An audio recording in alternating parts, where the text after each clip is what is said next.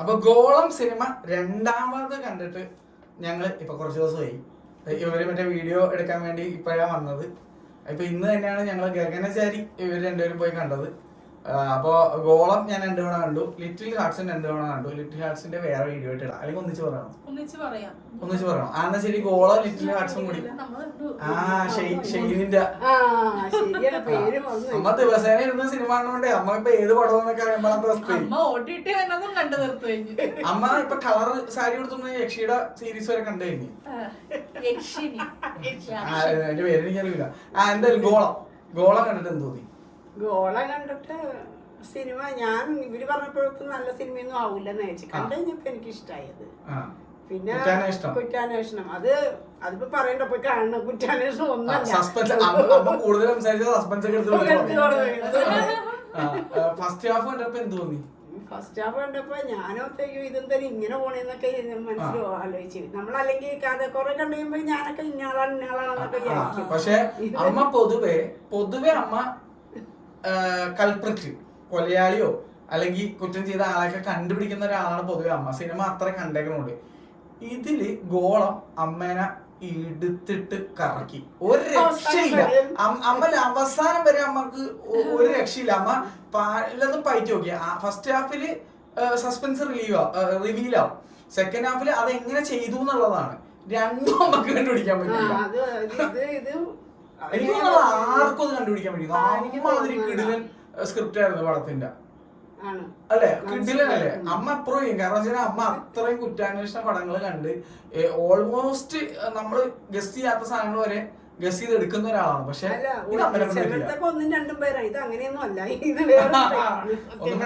ഒന്നും പെട്ടത് അമ്മ കൂടുതൽ സംസാരിച്ചല്ലേ നിങ്ങളുടെ സസ്പെൻസ് പോയിക്കോട്ടെ. അതാണ്. നിനക്കെന്ത് തോന്നി? എനിക്ക് എന്റെ ഫേവറേറ്റ് ജോണറാണ് കുറ്റാന്വേഷണം. എനിക്ക് ഞാൻ എപ്പോഴും കാണാൻ ആഗ്രഹിക്കുന്ന ഒരു കാര്യമാണിത്. എനിക്കതിലിങ്ങനെ ഈ CIDs പോലെ ഇങ്ങനെ കണ്ടുപിടിക്കാനും പുറകെ ഷെർലോക്ക് പോലെ ഭയങ്കര ഇഷ്ടമുള്ളതാണ്. പക്ഷെ എനിക്ക് ആ പേര് കേട്ടപ്പോഴും അതിന്റെ പോസ്റ്റർ കണ്ടപ്പോഴേക്കും എനിക്ക് മനസ്സിലായില്ല ഇത് കുറ്റാന്വേഷണം ആണെന്നുള്ളത് എനിക്കറിയില്ലായിരുന്നു. ഏട്ടൻ മാത്രമാണ്. എനിക്ക് പനിയായിട്ട് ഞാൻ കിടപ്പായിരുന്നു, അതുകൊണ്ട് ഏട്ടൻ ഒറ്റയ്ക്ക് പോയി കണ്ടത്. ഏട്ടൻ്റെ തോന്നുന്നു കാണേണ്ട സിനിമ എന്ന് പറഞ്ഞു കുറ്റാന്വേഷണമാണെന്ന് പറഞ്ഞപ്പോഴാണ് ഏട്ടൻ തോന്നുന്നത് എനിക്ക് പോണം കാണണം എന്നൊക്കെ ഉള്ളത്. പക്ഷെ കണ്ടു കഴിഞ്ഞപ്പോ കിളി മാറി. കാരണം ഒരു രക്ഷയില്ലാത്തൊരു പടം.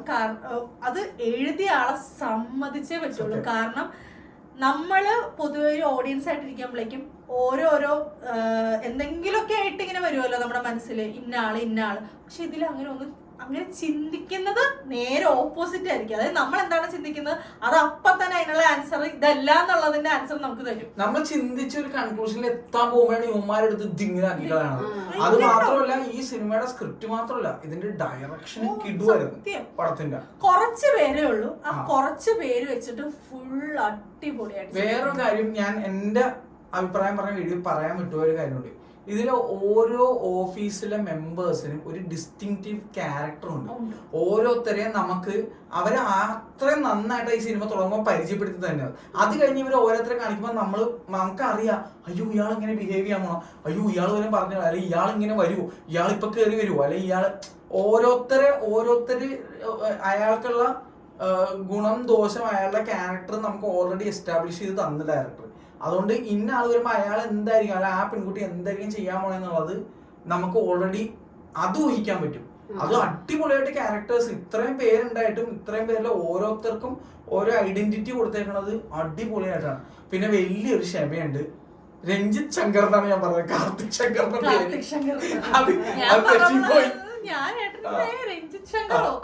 അതും നമ്മൾ ഒരുമിച്ച് മലപ്പുറത്ത് ഒരു ദിവസം ഒരു രാത്രി മൊത്തം ചെലവഴിച്ചതാണ്.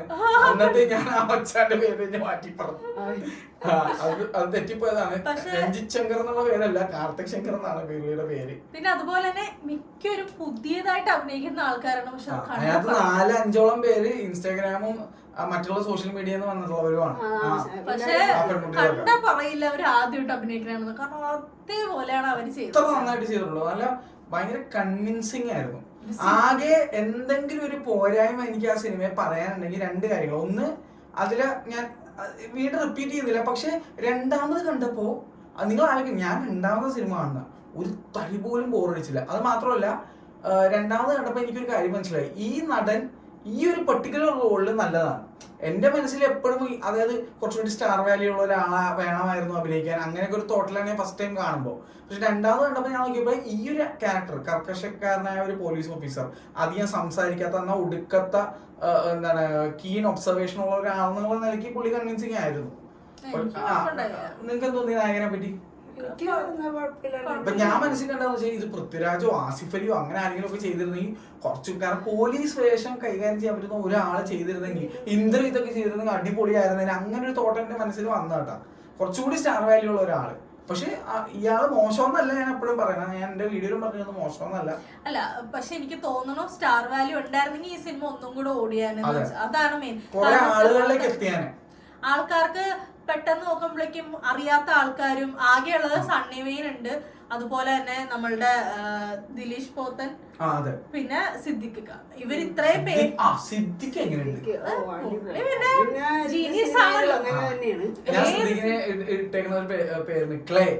എന്ത് ഷേപ്പിലേക്കും മാറുവാള്. നായകൻ, വില്ലൻ, അച്ഛൻ, ചേട്ടൻ, എന്ത് സൈക്കോ, എന്ത് റോളും ചെയ്യും. അങ്ങനെ മനുഷ്യരാണ്. തമാശ എന്ത് റോളും പുള്ളി റെഡിയാണ്. പുള്ളിയെ കുറച്ച് വെള്ളം തളിച്ച് കൊടുത്താൽ ഡയറക്ടർ, പുള്ളി അങ്ങോട്ട് എന്ത് രൂപത്തിലാണെങ്കിലും അത് ആ സിനിമ അങ്ങോട്ട് ഒടുക്കത്തെ ഭംഗിയാക്കി എടുക്കും. പുള്ളി പെർഫെക്ഷനിസ്റ്റ് ആണ്. പുള്ളി മോശമായിട്ട് അഭിനയിച്ചുള്ള സിനിമകൾ വിരലുണ്ടാവുന്നത് ഉണ്ടാവുള്ളൂ എന്നാണ് എന്റെ ഒരു അഭിപ്രായം. ഭയങ്കര റെയറാണ് പുള്ളി മോശമായിട്ട് അഭിനയിക്കാൻ പറ്റുമെന്ന് എനിക്ക് തോന്നണില്ല. അങ്ങനത്തെ ഒരു സെറ്റപ്പാണ്. അത് ശരിയാട്ടോ. ഈവൻ സിദ്ദിഖ് ആയിക്കോട്ടെ, ഇന്ദ്രൻസ്, ഇവരൊക്കെ എന്ന് പറഞ്ഞാൽ ഒന്ന് വന്നാ മതി. പിന്നെ രണ്ടാമത് എനിക്ക് പേഴ്സണലി ഇഷ്ടപ്പെടാൻ ഒരു കാര്യമുണ്ട്. സണ്ണി വെയിന് എന്തിനാണ് കപ്പട വിഗ് കൊണ്ട് മര്യാദക്ക് നല്ല മുടിയുള്ള ഒരു മനുഷ്യനാണ്, നല്ല മുടിയുള്ള ഒരു നടനാണ്, അങ്ങേർക്ക് കൊണ്ട് ഒരു ചട്ടിത്തല വിഗ് വെച്ചത്. അത് എന്തിനാണ് എനിക്ക് മനസ്സിലായില്ല. ഒരു വിഗ് നമുക്ക് എടുത്തറിയുന്നത് ഈ ഭാഗം നോക്കി അറിയാം. ഈ ഭാഗം ഇവിടെ ഇങ്ങനെ പൊങ്ങിയിരിക്കും.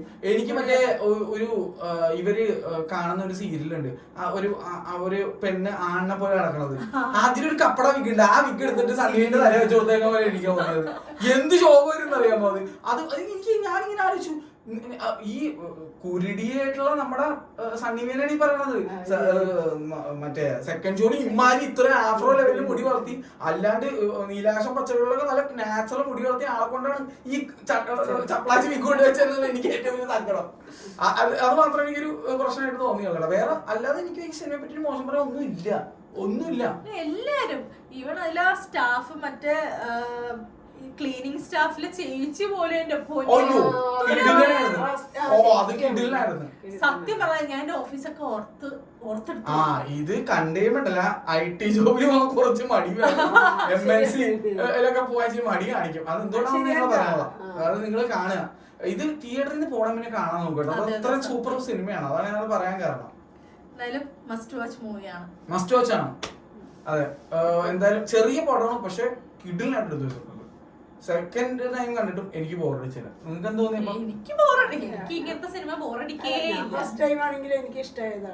അല്ല, ഇവളാദ്യമായിട്ടാണ്.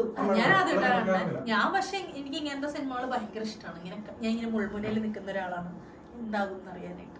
ഓക്കെ, അപ്പൊ അത്ര മസ്റ്റ് വാച്ച് മൂവി, വേറെ ഒന്നും പറയാനില്ല. അടിപൊളി പടമാണ്. ഇതിന്റെ മേക്കേഴ്സിന് കൂഡോസ്. കിഡിലൻ, നന്നായിട്ട് ചെയ്തിട്ടുണ്ട് സിനിമ. ചെറിയ ബഡ്ജറ്റ് ആണെന്ന് മനസ്സിലായി. പിന്നെ നല്ല പാട്ടുകൾ, അത് പറയാൻ പറ്റുമോ, സൂപ്പർ പാട്ടുകളുണ്ട് ഇതിനകത്ത്. നല്ല ബാക്ക്ഗ്രൗണ്ട് മ്യൂസിക്കും അടിപൊളി പാട്ടുകളും. ആ തുടക്കം ഓഫീസിൽ കാണിക്കുമ്പോ ഓരോരുത്തരുടെ ഇന്റർവ്യൂ ചെയ്യുമ്പോൾ ഒരു പാട്ടുണ്ട്, സൂപ്പർ പാട്ടായിരുന്നു. അത് അടിപൊളി സാധനമായിരുന്നു. അതെനിക്ക് തോന്നുന്നു സൂരജാണ് പാട്ട് പാടിയേക്കണം, നമ്മുടെ ആരാധികയൊക്കെ പാടിയേക്കണം അന്ന് തോന്നുന്നു, എനിക്ക് ഉറപ്പില്ല. നന്നായിട്ട് പാടിയിട്ടുണ്ട്, നല്ല പാട്ട് വരുന്നു കേട്ടോ, സൂപ്പർ. അപ്പൊ അത്രേ ഉള്ളൂ. അയ്യപ്പുറവും സോറി അപ്പ ഒരുമിച്ച് പറയാനാണ് പറഞ്ഞത്. അങ്ങനെയാണെങ്കിൽ ലിറ്റിൽ ഹാർട്സ് സിനിമ ഏതാണെന്ന് ഓർമ്മപ്പെടുത്തില്ല, മനസ്സിലായ? ബാബുരാജി. ഷെയ്നികം, നമ്മുടെ അബിയുടെ മോൻ. അപ്പൊ പിന്നെ നമ്മുടെ RDXലെ നടി മഹിമ. ഇവര് പിന്നെ നമ്മുടെ നൻപകൽ നേരത്ത് മയക്കത്തില് മമ്മൂക്കയുടെ വൈഫായിട്ട് അഭിനയിച്ച പുള്ളിക്കാരിയാണ് അതിനകത്ത് ബാബുരാജിനെ പ്രണയിനി ആയിട്ട് അഭിനയിച്ചിരിക്കുന്നത്. എന്തോന്ന് പറഞ്ഞു പടം കുഴപ്പമില്ലാന്ന് പറയാൻ പറ്റുള്ളൂ. തമാശ, കുറച്ചൊക്കെ തമാശയൊക്കെ ഉണ്ട്. പിന്നെ ഒരു സാധാ പടം, അതേ എനിക്ക് ഫാമിലി ടൈപ്പ് പടം. ഫാമിലി ടൈപ്പ് പടം. ആരാ ഏറ്റവും കൂടുതൽ ഇഷ്ടപ്പെട്ടത്? അതിനകത്ത് ബാബുരാജിനെ എനിക്ക് ഇഷ്ടമായത് കേട്ടോ. ബാബുരാജ് എനിക്കും പേഴ്സണലി ബാബുരാജ് നന്നായിട്ട് അഭിനയിച്ചു. നല്ല തമാശകളാണെങ്കിലും ബോറടിച്ച പടം കണ്ടിട്ട് ബോറടിച്ചില്ല. അത് ഞാൻ ആദ്യമേ പറഞ്ഞിരുന്നു. കുറച്ച് വെച്ചാൽ ഇങ്ങനെ എഴഞ്ഞു പോണ പോലെ എനിക്ക് തോന്നിയത്. ഫസ്റ്റ് ഹാഫ് വലിയ പിന്നെ അങ്ങോട്ട് സെക്കൻഡ് ഹാഫ് ഇതായിട്ട് അമ്മേനോട് പറഞ്ഞിട്ടുണ്ട്. അതാ ഞാൻ ചോദിക്കാൻ കാരണം. എനിക്ക് പക്ഷെ അങ്ങനെ ഫീൽ ചെയ്തില്ല കേട്ടോ.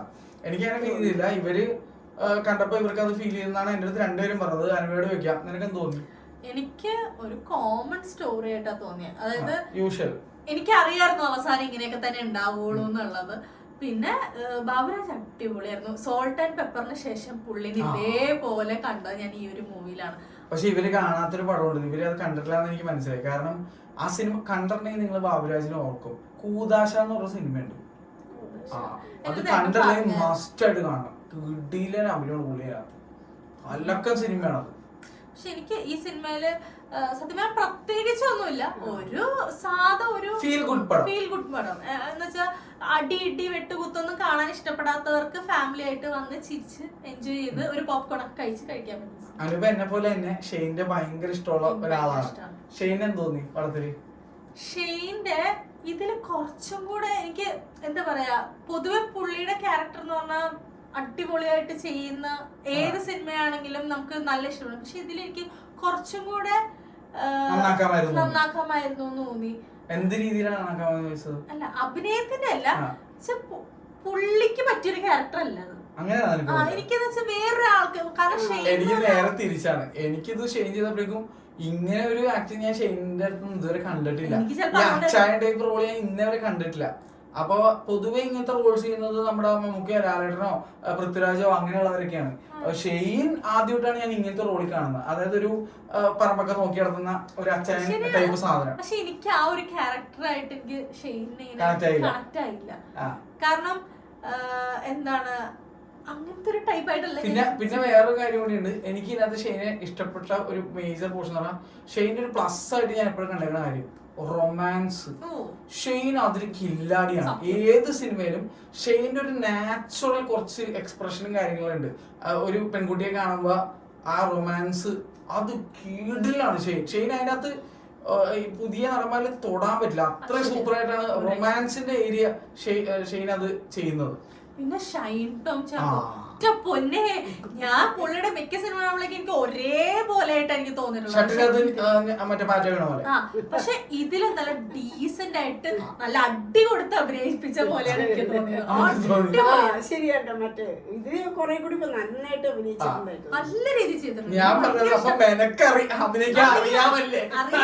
പക്ഷെ ഉഴപ്പുന്നുണ്ട്, നല്ല രീതിയിൽ ഉഴപ്പുന്നുണ്ട്. പക്ഷെ ശരിക്കും പറഞ്ഞാൽ എനിക്ക് ഡയറക്ടർ ചൂരിലൊക്കെ രണ്ട് ചൂരിലിങ്ങനെ അപ്പുറത്തും ഇപ്പുറത്തൊക്കെ അടിച്ചിട്ടുണ്ട്. മര്യാദക്ക് അഭിനയിക്കുന്നവരുടെ കൊടുത്ത ഇതില് വളരെ ഡീസന്റ് ആയിട്ട് പിന്നെ ഞാൻ എന്നാലും ഞാൻ പറയണതേ പുള്ളിക്കും അടങ്ങിയൊതുങ്ങി അഭിനയിക്കാനും അറിയാം.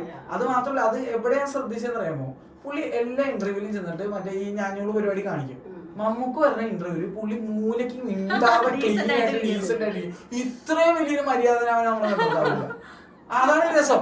അപ്പൊ എനിക്ക് മനസ്സിലായിട്ട് പുള്ളിക്ക് അറിയാം അടങ്ങിയിരിക്കേണ്ടടുത്ത് അടങ്ങിയിരിക്കാൻ പുള്ളിക്ക് അറിയാം, മര്യാദക്ക് അഭിനയിക്കേണ്ടടുത്ത് മര്യാദക്ക് അഭിനയിക്കാൻ പുള്ളിക്ക് നന്നായിട്ട് അറിയാം. എന്തിനീ കിടന്ന് മറ്റേ കുഞ്ഞിപ്പുഴ കളിക്കണമെന്ന് എനിക്ക് ഇപ്പോഴും മനസ്സിലായിട്ടില്ല. കാരണം അത്രയും കാലിബർ ഉള്ള ഒരു നടനാണ്. പിന്നെ അതുപോലെ ഇതിലെ സെന്റിമെന്റ് സീൻസ് ഒക്കെ നമുക്ക് ഭയങ്കരമായിട്ട് സങ്കടം വരും. എനിക്ക് മാലയുടെ ആ ഒരു അഭിനയൊക്കെ ഒരു രക്ഷ ഉണ്ടായിരുന്നില്ല. ആ ടൈം മാലപാർവതി ഒരു രക്ഷ ഉണ്ടായിരുന്നില്ല. അവരുടെ പുള്ളിക്കാരത്തി വേറെ ലെവലാണ്. ഏത് സിനിമയിലും എനിക്ക് തോന്നിയിട്ടുള്ള ഒരു കാര്യം എന്ന് പറഞ്ഞാൽ ഭയങ്കര എക്സ്ട്രീം ആയിട്ട് അടിപൊളിയായിട്ട് ചെയ്യുന്നത്. എനിക്ക് പക്ഷെ പുള്ളിക്കാരിയുടെ സിനിമയെക്കാൾ ഇഷ്ടമുള്ള സാധനം ഒരു ഷോർട്ട് ഫിലിം ഉണ്ട്. മോനെ അതിന്റെ പേര് ഞാൻ മറന്നു. എന്റെ കിളി പറിച്ചൊരു ഷോർട്ട് ഫിലിമാണ്. 10 മിനിറ്റ് 10-20 മിനിറ്റ് എന്തോ ഇല്ലാന്നെങ്ങാണ്ട് പറഞ്ഞ അതിന്റെ പേര് തോന്നുന്നുണ്ട്. മറന്നു. പണ്ട് യൂട്യൂബിൽ കണ്ടാണ് ഞാൻ കോളേജിൽ പഠിക്കുന്ന ആ ഒരു ടൈമിൽ എന്തോ ഒരു രക്ഷയില്ലാത്ത സാധനം വരുന്നത്. പക്ഷെ ഈ മാലാപാർവതി കരിക്കിന്റെ ഞാൻ പറഞ്ഞില്ലേ രക്ഷയില്ലാണ്ടാണ് പുള്ളിക്കാരത്തിക്ക് ഏത് റോൾ കൊടുത്താലും അത് നല്ല അടിപൊളിയായിട്ട് നല്ല വൃത്തിയിൽ ചെയ്തു തരും. എനിക്ക് അതില് എല്ലാരും എനിക്ക് അഭിനയിച്ച സത്യം പറഞ്ഞാൽ എനിക്ക് ആരും അഭിനയമുള്ളവരും മോശമായിട്ട് എനിക്ക് രഞ്ജി തോന്നിയില്ല. പണിക്കർ. രഞ്ജി പണിക്കര് അത് വിട്ടുപോയി. എല്ലാരും മഹിമ ഇഷ്ടപ്പെട്ട? എനിക്ക് ഭയങ്കര ഇഷ്ടമാണ് മഹിമേന. എനിക്ക് ഇഷ്ടമാണ്. എനിക്ക് പുള്ളിക്കാരത്തിന്റെ സ്റ്റൈലിംഗ് ഭയങ്കര ഇഷ്ടമാണ്. അടിപൊളി. പിന്നെ എനിക്ക് ഏറ്റവും ഇഷ്ടം മഹിമേന സിനിമയെക്കാളും ഇഷ്ടമുള്ള കാര്യം എവിടെയാണ് സിനിമയില് ഇന്റർവ്യൂല് വരുമ്പോ അല്ലെങ്കിൽ ഈ നമ്മുടെ ഫോറമോളിലാണെന്ന് തോന്നുന്നുണ്ട്, ഫോറമോളിലാണോ പലാക്സിയിലാണോന്ന് അറിയില്ല. ഇതിന്റെ മറ്റേ സിനിമ കണ്ടു കഴിഞ്ഞിട്ട് കോഴിക്കോട്, അപ്പൊ പലാക്സി ആയിരിക്കും. മറ്റേ സിനിമ കണ്ട് തീർന്നതിന് ശേഷം ആൾക്കാരെ കാണാൻ വന്നപ്പോഴേക്കും ഇടയിലുള്ള ആള് കാസർഗോഡ് പറഞ്ഞപ്പോഴേക്കും പുള്ളിക്കാരി കണ്ടു ആ വൈബ് ഉണ്ടല്ലോ, ഒരു അൺമാക്സ്ഡ് വൈബാണ്. പിന്നെ പട്ടികളുടെ പേരൊക്കെ പറയണ ഇന്റർവ്യൂ കണ്ടിട്ട് പോലെ സൂപ്പറാണ്. ഭയങ്കര രസമാണ് അത്. ആ വൈബ് എനിക്കൊരു എവിടെയൊക്കെ ഒരു ജനീലിയ വൈബാണ് എനിക്ക് കിട്ടുന്നത്. ഭയങ്കര രസമാണ് ആള്, കണ്ടിരിക്കാൻ പറ്റിയ ഒരു ഫീൽ ഗുഡ് പടം. പുള്ളിക്കാരത്തിയുടെ എനിക്ക് ഒട്ടും ജല്ലാത്തൊരു സിനിമ എന്ന് പറഞ്ഞാൽ ജയ ഗണേഷ് മാത്രമേ ഉള്ളൂ. ബാക്കി എനിക്ക് അതിൽ ആ ക്യാരക്ടർ ആ പുള്ളിക്കാരത്തി ചെയ്യണ്ടായിരുന്നു. ജയ ഗണേഷ് നമുക്ക് തോന്നി അതില് ഇതിനകത്ത് പറയണല്ലേ.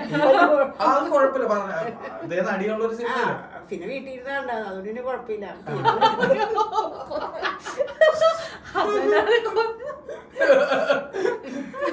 അമ്മക്ക് പക്ഷെ ഇവർക്ക് രണ്ടുപേർക്കും ആലയപ്പുറം ഒടുക്കത്തെ ഇഷ്ടപ്പെട്ടാണ്, മേപ്പടിയാൻ ഒടുക്കത്തെ ഇഷ്ടപ്പെട്ടാണ് ഇവര്. ജയഗണേഷ് അവർക്ക് ഇഷ്ടപ്പെടാതെ ഉള്ളൂട്ടാ.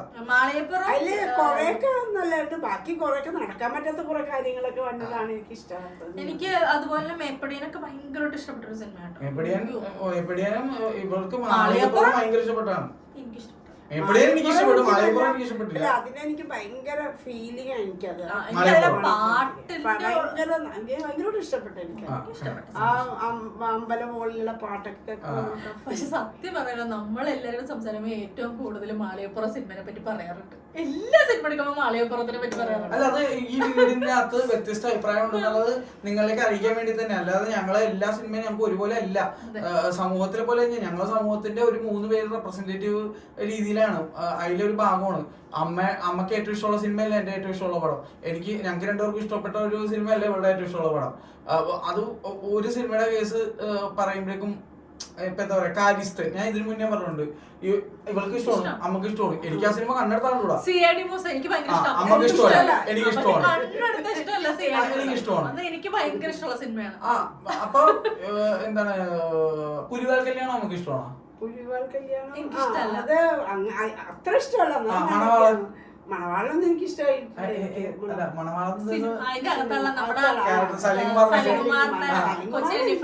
അമ്മയുടെ ഏറ്റവും ഇഷ്ടമുള്ള നടനാ ഹരിസ് കശ്യപ്. അതെനിക്ക് ഭയങ്കര ഇഷ്ടമാണ്. ഇപ്പൊ കാണാനില്ലെന്നുള്ളത്. ശരിയാണ്.